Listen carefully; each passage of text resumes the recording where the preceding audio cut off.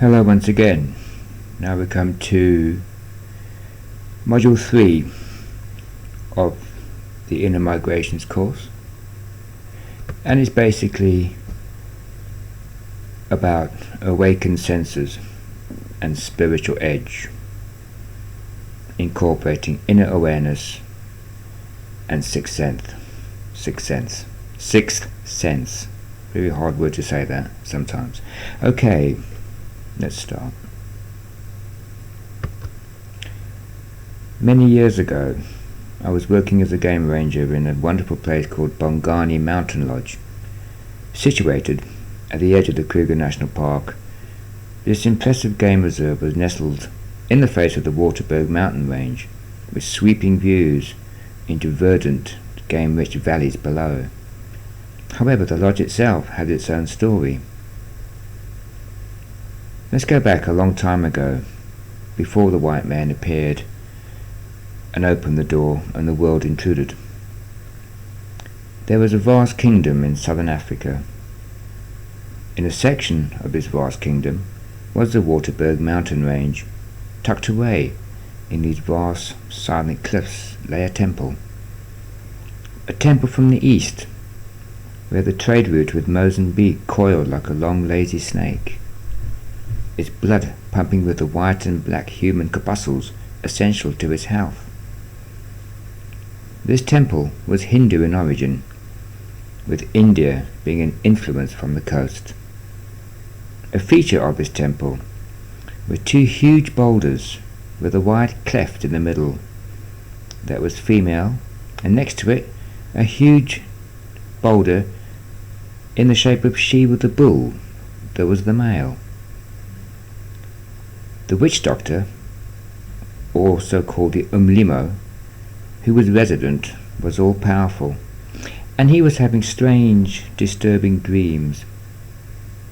He dreamt that the moon was blood red, that water ran uphill, and baboons were walking upright at night. Nonetheless, he carried on with his daily duties, curing, healing, sometimes cursing, and being the epicenter of the spiritual well-being of his vast tribe. His acolytes would, at his command, paint pictures on the rocks of strange dancing figures of his trance-induced journey into the spirit world, communing with the great ancestors and spirits for the hunt to come. His body would either be dancing or possessed by the sonorous roar of the huge tribal drums, or he would be slumped, shivering, eyes rolled up as the spirits possessed him. After the journey, he would re-enter the world of time and physics, then sleep, exhausted. One fine morning, after a once again troubled sleep, he arose with a hollow feeling of dread. The grass seemed different somehow, yet it remained still. Suddenly a hiss, louder than an enraged python, filled the air, and suddenly the grass was replaced by black glistening human figures, long shields and short stabbing spears. They shot up like cobras, and the last human sensation as the spears pierced his body was understanding. Now the Zulu army that was sweeping its way up north like a black tide spent the day killing, burning and destroying. After smashing the sacred vessels and the skulls of the acolytes, and killing the young babies, they drove the livestock before them as they swept down from the burning ruins and into the valleys ahead, howling with victory before fading out of earshot. Eventually vultures came circling down, followed by the hyenas as the sun set on a scene of sprawling death and desolation. Flames flickered as the crunch of bones was embraced by a blood-red moon. Days passed, then weeks, then months, then years, then decades, then centuries, Vines slowly covered the great split rocks and the huge bull's head. Bones and dwellings disappeared as the silence hung like a supernatural blanket over the great spiritual cauldron that was once so active. Now I woke up once again after dreaming of a blood-red moon and rushing water. This was my third nightmare in a row. Getting up and getting dressed, I walked down to the Land Rover car park, with its huge boulder-formed head overlooking it like a stony god. Lights illuminated the cleft in the two huge boulders, with a stairway cut into it, leading down to the reception area and the luxury dining room of South Africa's newest game lodge. Feeling slightly strange, one night I walked around the back of the huge bulwark and shone my torchlight into the weird floating figures etched into the rock, rays shooting from their heads as they ran into the hunt. The weird elongated shape of themselves and of the animals they were hunting, bounding away. I could hear a low booming sound, like a spiritual vibration going through me. My hairs at the back of my neck and arms stood erect, and I felt the spirituality of this great dark continent pulsing through me. It's a known fact that the Zulu army hordes blasted through here on conquest. The Bushman tribe that was resident was annihilated and destroyed with a clinical, spear-edge precision. But they left their spiritual footprint behind, dormant, sleeping, yet ready to awaken to the right stimulus or to the right seeker. I would sometimes feel it so powerful, throbbing across the car park in waves, enveloping the whole area of cleft, rocks, guest shallows and hotel area. One clear night, I did a tarot spread. I climbed onto the head of the bull under an African moon, and the cards almost jumped out of the rock at me, filled with the latent power of a centuries-old temple that never really went to sleep.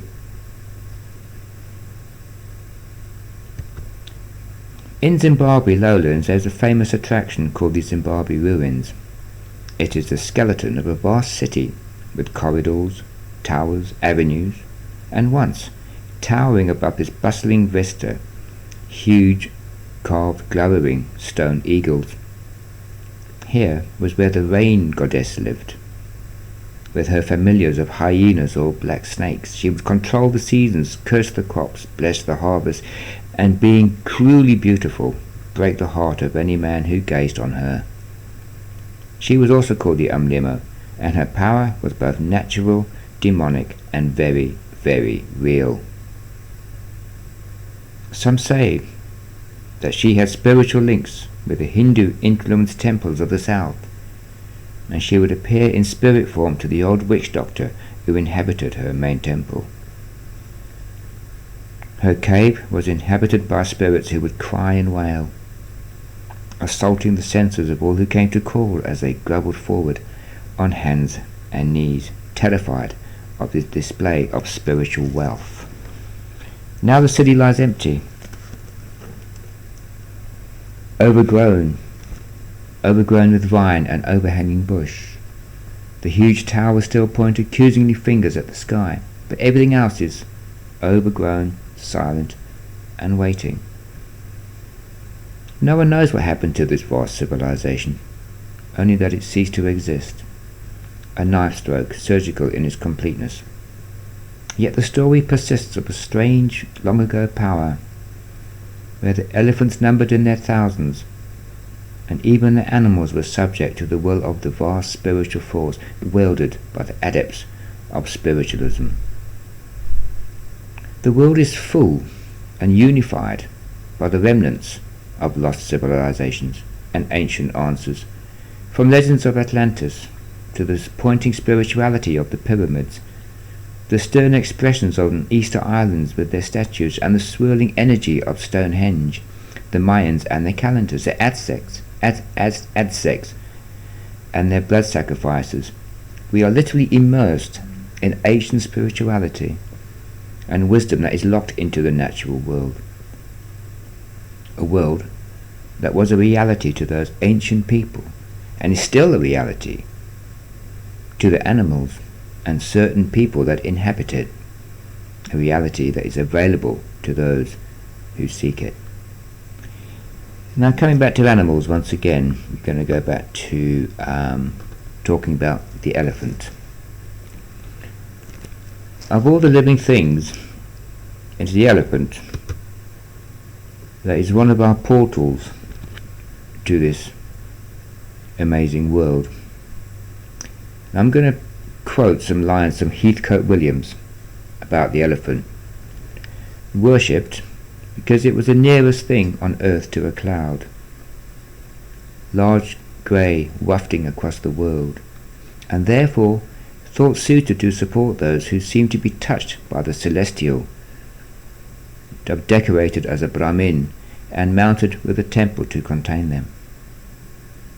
And when, in the long path of contemplation called Theravada, enlightenment was reached, the state was depicted as a silhouette of an elephant, engulfed in flames, and all-embracing presence, a floating ball of light, the power of an unconstrained mind, the mixture of elephant of man, Ganesha, the remover of obstacles, depicted as a union between man and animal that could infuse its followers with a courage and prudence.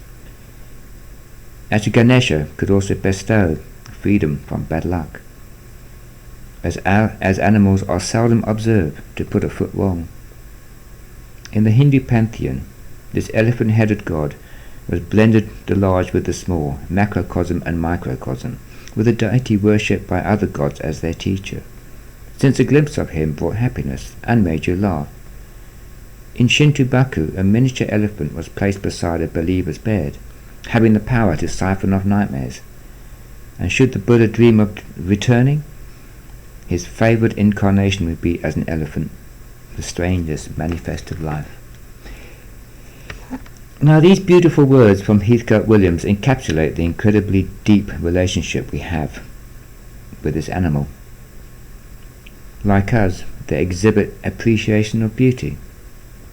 They have been observed in captivity, filling baskets with flowers and refusing to eat until their stables have been decorated with these baskets. Like us, they like a good drink.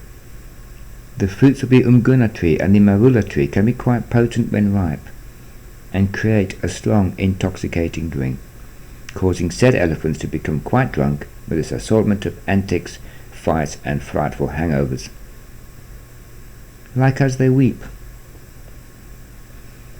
Charles Darwin once saw an Indian elephant lie motionless on the ground after captivity, uttering choking cries with tears trickling down her cheeks.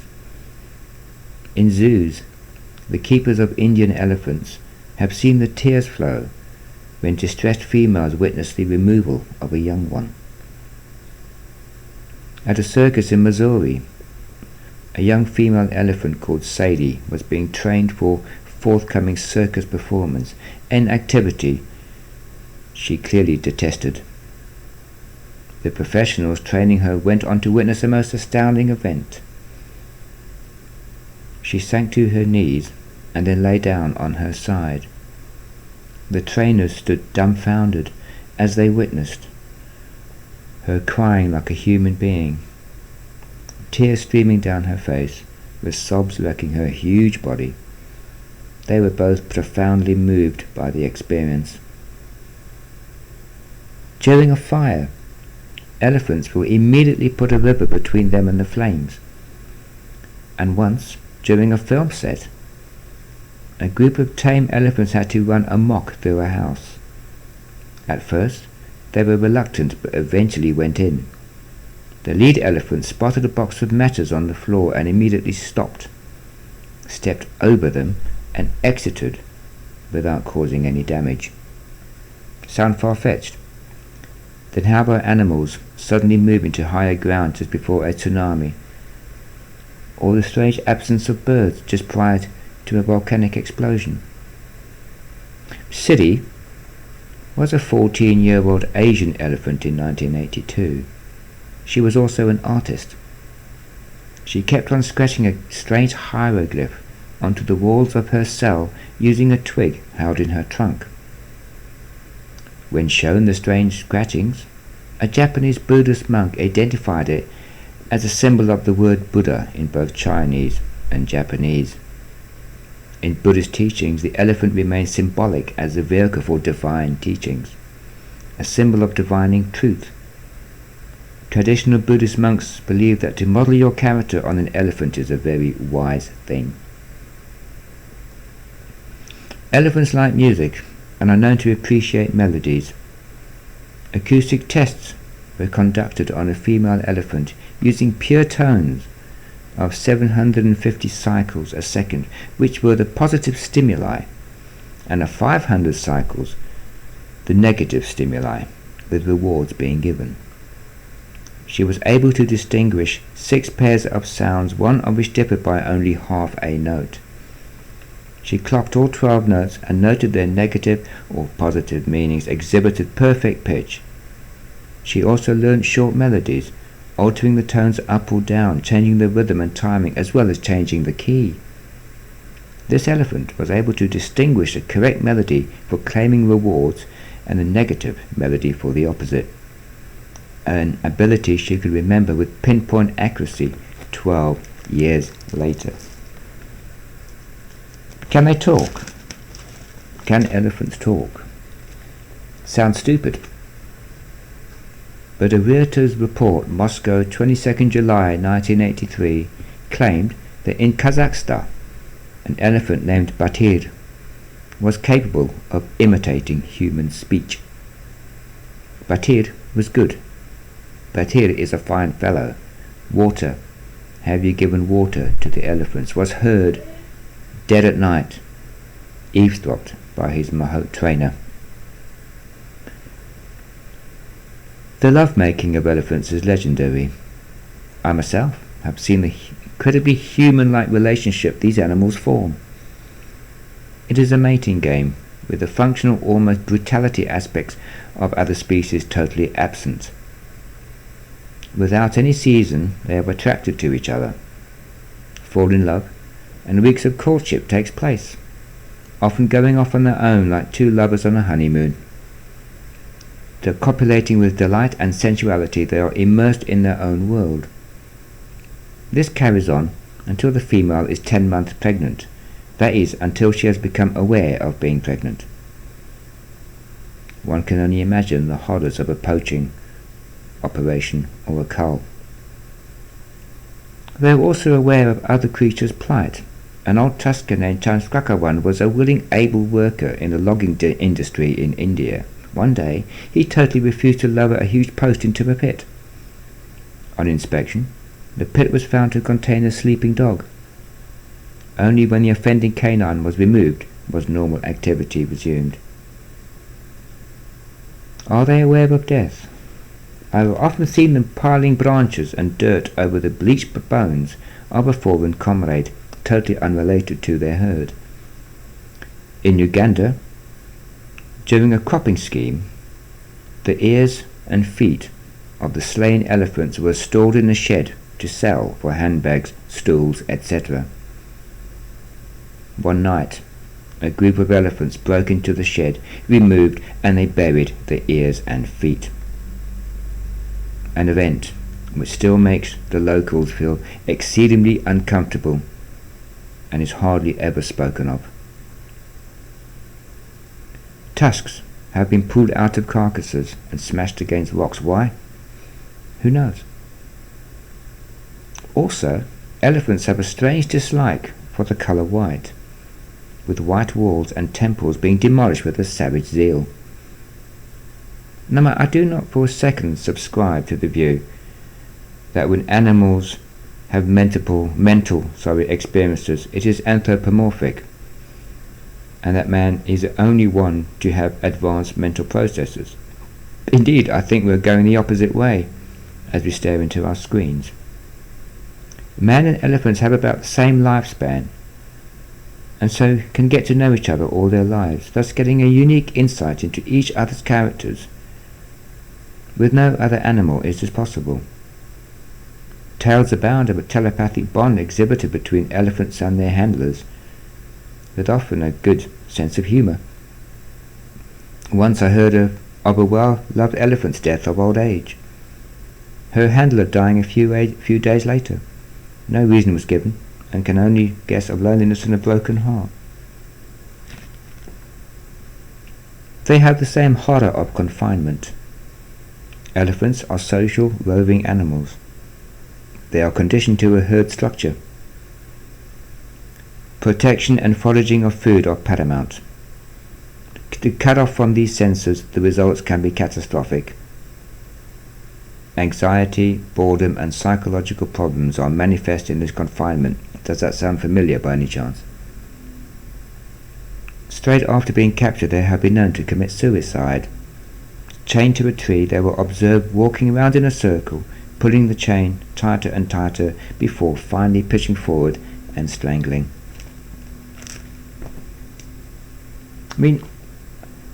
I have found my happiness not in considering myself as Homo sapiens set apart from nature and distant, but as an integral part of it, with my senses in tune with it.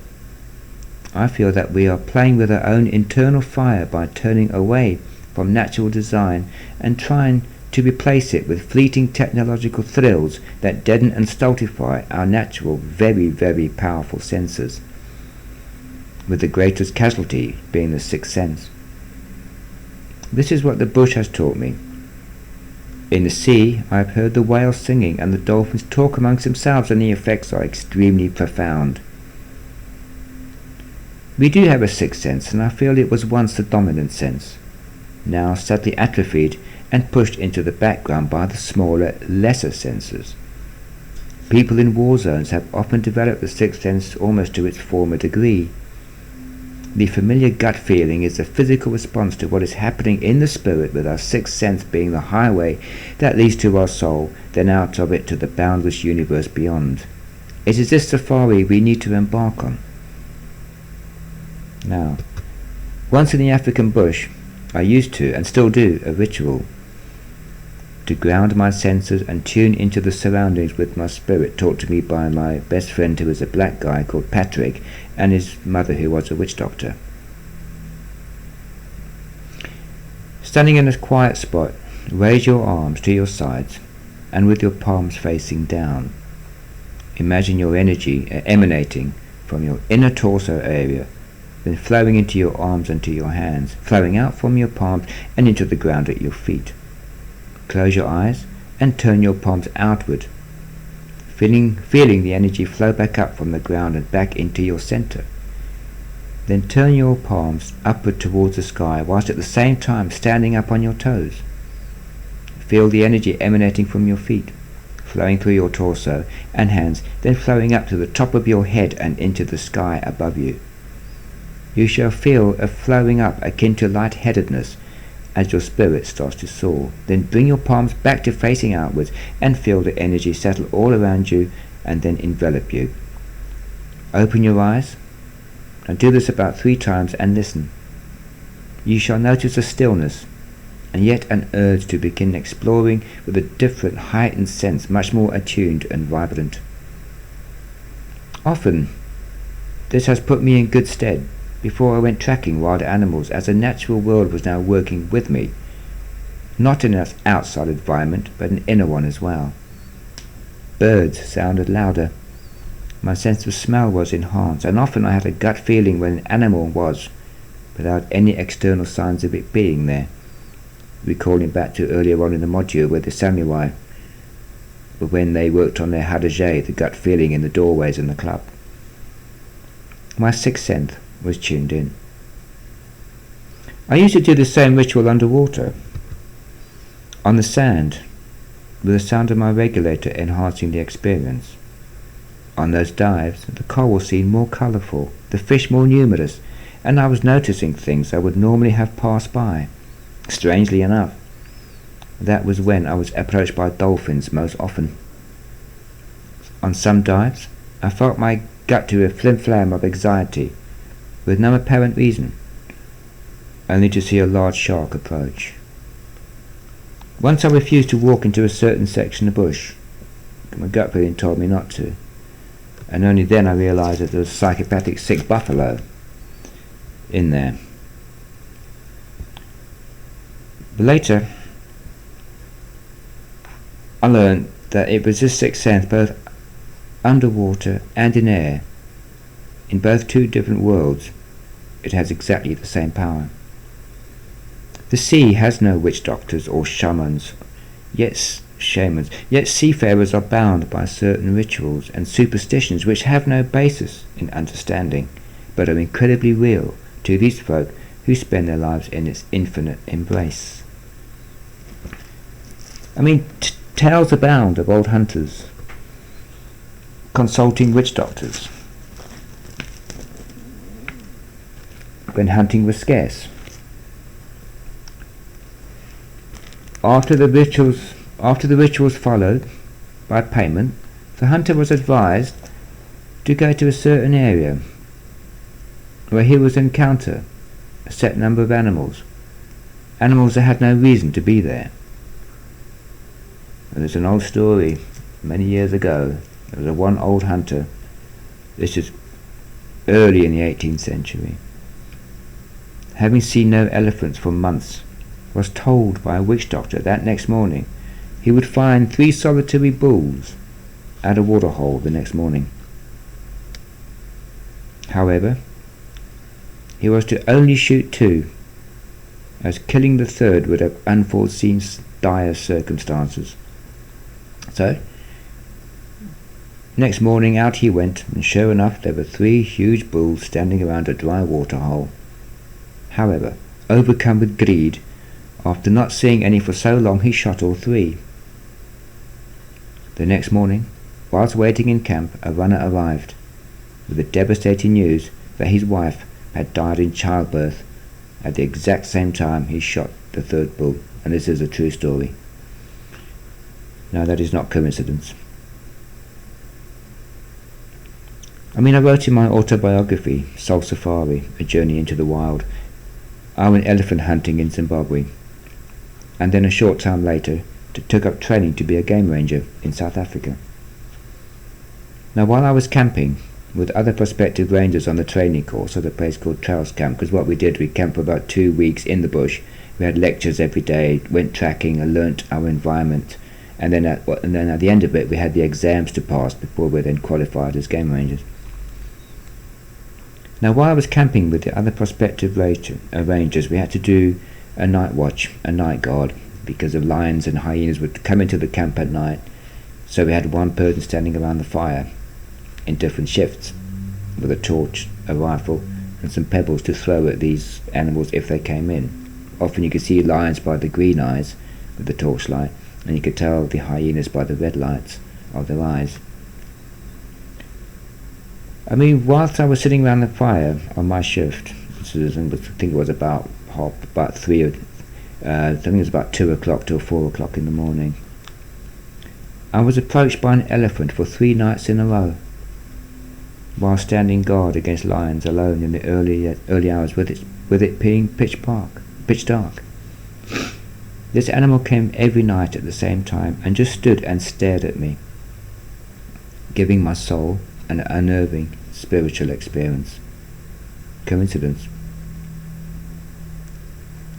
Our sixth sense is our conduit to the unnatural world and all the latent power and happiness that can bring. What is this energy? We are electromagnetic. Our movements are powered by it. Sharks home in on it, and every single organism, whether plant or animal, is plugged into it. This energy surrounds us like an aura, a fact proven by Kirlian photography. We use a tiny portion of our brains, and what people call spirituality is tapping into the vast unused section of our vast brains that deals with this electromagnetic force, using dormant receivers that tune in and pick up the fields of energy manifested by our living companions, a force that blankets this planet, powerful, throbbing, invisible, Star Wars was closer than the truth than it realized with the Force. Chakras, the study of chakras, which is thousands of years old, is a harnessing and the using of our own electromagnetic energy and flows around our bodies using certain contact points. The pineal gland, which is connected to an extremely powerful chakra plug socket between our eyes, is a largely unexplored and unknown powerful source. Indians have been aware of this, as can be seen by the physical manifestation on the forehead, either by a piece of jewellery or a paint. That makes me think about they're putting fluoride in tap water, and fluoride encases the pineal gland and basically shuts it down. People are enhanced when they learn to recognize and tap into this dormant engine that has been lying there in our brains just waiting to be started. What the West calls ignorant tribes and backward people are actually further advanced than the West can even imagine. A smartphone doesn't make you smart, neither does a computer. Taking nothing away from the brilliant minds that has brought us closer over distance, inventing this technology, yet has made us more lonely in close proximity by ignoring each other whilst immersed in this digital world. I have a word called spirit nature, and I think that spirit nature is the real way to harness the awesome power of our brains and be more in tune with each other and other living things on this lonely, beautiful, orbiting rock floating along in the vast blackness of space. Energy. Let's once again talk about tapping into this electric, spiritual energy.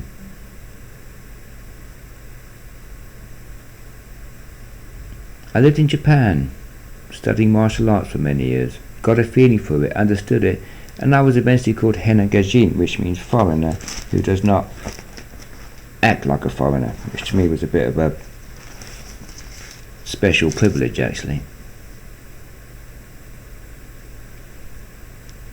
It was an honour I treasured. We used chi power, the energy flowing through our limbs, manifesting with destructive power in our hands and feet. However, this energy was not accessed by huge muscles or aggression, but by calm introspection and education, something that has been perfected over thousands of years, a subject we shall return to later on with this safari. I found this ritual whilst working as a dive master in Mozambique. Finding a deserted beach, easily enough for me over hundreds of miles of it, and with the tide coming in, I stripped down to my costume and commenced slowly doing the martial arts move I've been taught, along with Tai Chi, which uses animal and bird movements to access inner mind. Here's how I did it. Once again I grounded myself, once again using the techniques from the ritual in the bush. Listen to the sound of the waves, the rush of incoming, the intake of outgoing. Extend your arms as a wave recedes. Breathe out in time. Keep palms open and facing out. As the water comes back in, curl your hand as if you were grabbing it, and along with the inrush of water, bring your arms back towards your torso, breathing in as you do so. Imagine the powerful positive energy rushing into you from the sea via the wave. Repeat the process as the wave recedes, imagining all the negative energy flowing out of you and going out to sea. To carry on doing this for a few minutes, then on the last intake of energy, stop. Bring your hands to the center of your chest, facing each other, then drop them towards the ground, spreading your palms to create a bell shape. I invented this ritual using martial arts move, but any movement will do. Also, if you are a diver, the ritual I described in the field can be used underwater, using the natural wave surge above you. However, I cannot stress enough that safety must always be paramount. Always keep an eye on your bottom time, depth gauge and dive buddy. I've done it numerous occasions, but only in shallow depths, and not for long. Now let me tell you a bit of a story. Once in Japan, I took the train to Hiroshima to see and feel for myself the psychic aftershock still felt in that part of the world. On the way down, I sat opposite an old man who stared at me with an almost knowing expression on his face. We got chatting and he told me this story. His father was a fisherman. They lived on the docks, a close-knit family, mother, father, son and 2 precocious daughters. The war was a distant affair, heard only over the radio. One fine morning, he accompanied his father to go fishing for a few days far out to sea. The land disappeared over the horizon as they sailed away, and the sun blazed down. They were fishing at this seamount. I can't remember the name of it. The sky was blue, and it was mid-morning. Suddenly, a thunderclap heralded a distant storm, a thunderclap that came soon after a lone plane buzzing high overhead. Immediately his father turned pale, had to steady himself, looked at him and said, "The war is over, it's time to go." He then began to recite the Shinto prayer for the dead. He described to me as they got closer to land the smell that hit him. It was ozone and burnt, smashed atoms. He never saw his mum and sisters again. Looking at this old guy, I was brought face to face with the reality of this event. As he nodded at me, stared into my soul, he got up and walked away. This illustrates the working of the sixth sense in a very sad but real way. On hearing the thunder, his hearing sense communicated with his sixth sense. His soul, or his spirit, that is sheathed by the electromagnetic cloak, instantly responded to the total annihilation of thousands of his own kind, sending a psychic tsunami that spread screaming in all directions. Instantly he knew. This is the sixth sense, just as real as the other 5 senses, yet is atrophied and shriveled, hardly used, dormant, yet just as ready to be accessed and used. It is the natural sense, designed for a purpose, and ironically the most powerful, yet most unknown. Most unknown. Elephants live with it, animals survive by it, communicate with it. Yet we just occasionally dip into it, largely unaware, and call it a gut feeling. I shall leave the last word of this lecture on the greatest swordsman who ever lived, Miyamoto Musashi. Perceive that which cannot be seen with the eye. That concludes lecture 1 of module 3. On the next lecture we'll go further into it, and as we go on the safari we'll go deeper and deeper as we go. I'll see you then. Bye for now.